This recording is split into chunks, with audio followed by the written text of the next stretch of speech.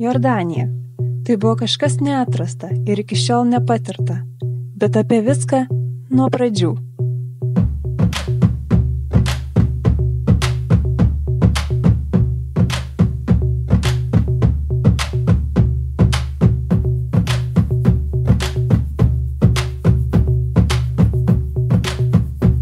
Taigi, labas visiems, pagaliau mes atvykom į Jordaniją ir nebūtume mes, jeigu nebūtų kažkokių įvykę nenumatytų įvykių. Atvarėm iš Vilniaus, kur buvo pilnas sniego ir minus temperatūra, ir atvarėm į Jordaniją, kur žiauriai šilta. Tai čia didžiulis pliusas šitai šaliai, bet kas vyko po to? Buvo įvykis pasų kontroliai.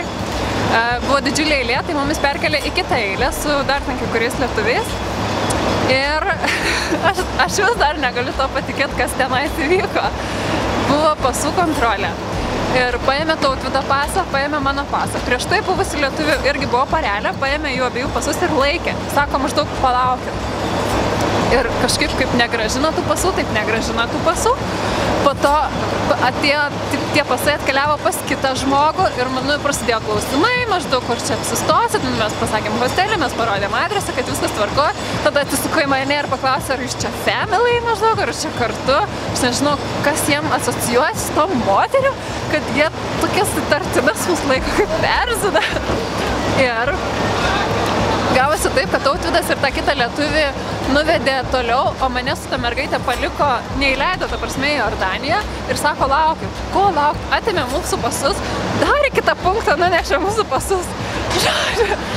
Ir bendrai sudėjus gavosi taip, kad darbuotojas nuėjo, atidavė pasus vaikinam ir tada leido mums įeiti į šalį. Tas vyras pasakė, jūsų žmonos gali įeiti į Jordaniją. Ką tai reiškia? Ir tada Tautvydas maždaug pamojavo ranką, jau tu gali ateiti, įdavė pasą ir sako, welcome to Jordan. Nu, karoči, žodžiu,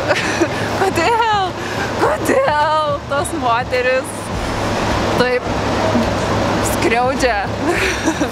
Žodžiu, be vyro nieko nebus šitokiose šalyse. Dabar informacija, kaip nukeliauti iš oro uosto į miesto centrą, yra ganėtinai, kas aišku, keliauti kartu dideliai kompanijai, gal ir apsimoka išsinuomoti automobilį arba varyti su to taksu, tačiau mes, kaip tokie dviese, vienišiai ir dar tokie backpackeriai, kur budžetierai ir visą kitą, kur taupom pinigus, yra labai geras dalykas, vadinasi Airport Bus. Taip, ir nusipirkat bilietą, kainuoja gal 3,30 dinaro, eurais gal kokie 4 eurai ar mažiau, gal 3 eurai. Ir viskas, ir įlipat į autobusą ir jums nuveža į vietą, tai žiūri pigiai, dar pigiau nei Lietuvoje. Keliaujam toliau ir žiūrėsim, kokie čia nuotykiai laukia toliau, nes čia, žodžiu, kuo toliau, tuo linksmiau. Ilgai netrukę susiradome draugą iš Indijos, su kuriuo išsinuomavę automobilį nusprendėme Jordaniją pažinti savarankišku maršrutu.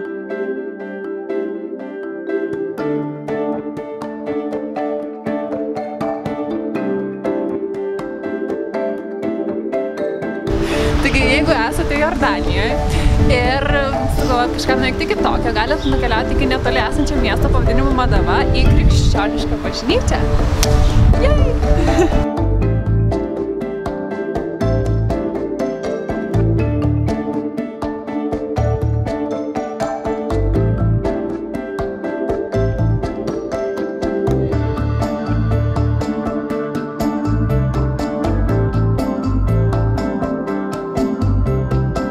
Taigi atvykome į kalną pavadinimu Nebo ir pasirodo, ten yra palaidotas Mozė, tai eina pažiūrėti.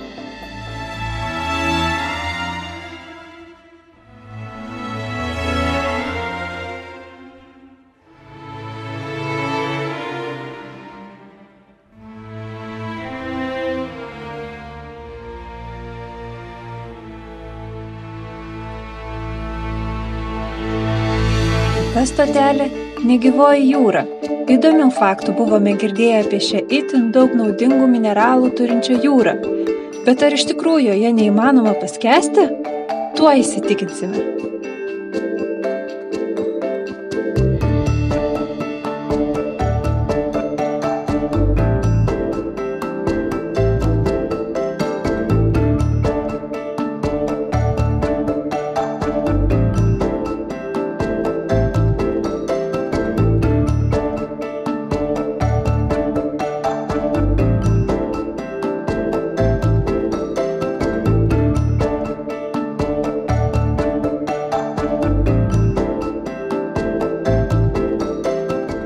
esame atvykę prie negyvosios jūros ir iš tikrųjų, va, čia tai yra būtina nuvykti. Toks nerealus vaizdas, vien druska, visa pakrantė išklota, vien druska, paskęst neįmanoma, be proto sūru ir turbūt labai sveikas sveikatai. Taigi eis vyrai dar išsitepti gal ir molių ir žiūrėsim, kaip jiems sekasi, aš toj bandysiu viską įrašyti.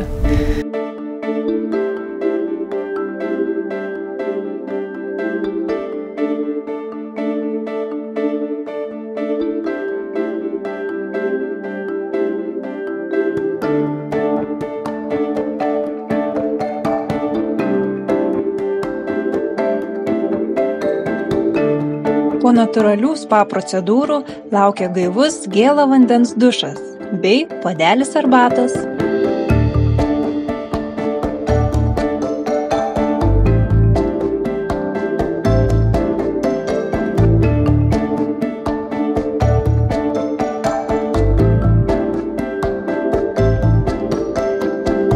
Ir po visų nuotykių keliaujam toliau.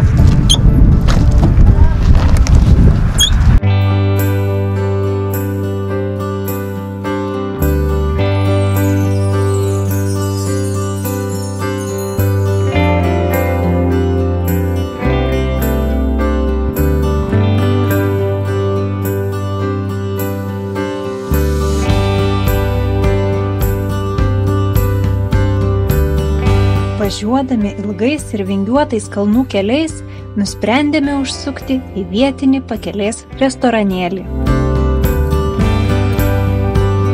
Ir dar neragavom jokio jordaniško maisto, tai labai bus įdomu, ką mums ten atneš, nes taip ir nėra kažkokio specifinio meniu.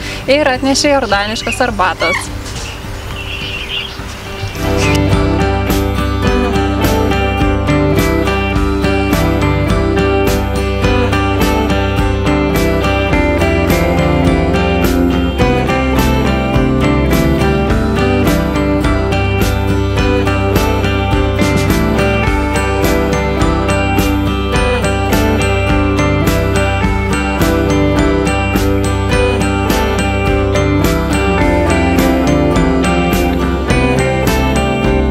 Taigi vakar nerealiai skaniai pavalgėm. Važiavom 200 km iki artimiausio miesto prie Petros. Tenais įsikūrėm labai jaukiam viešbutukį, kur net nenorėjom iš tikrųjų išeiti. Ir šiandien didžioji diena, šiandien pagaliau aplankysim garsiąją Petrą. Ir dabar yra 6 ryto, ganėtinai šalta, bet tikiuosi, kad sušils ir laukia didis nuotykiai. Varom. Kitame video matysite, koks nuostabus yra vienas iš 7 naujausių pasaulio stebuklų Petra, neeilinė nakvynė prie atviro dangaus, bei kelionė visureigiu aplink raudonų smėlių dengtą Jordanijos dykumą.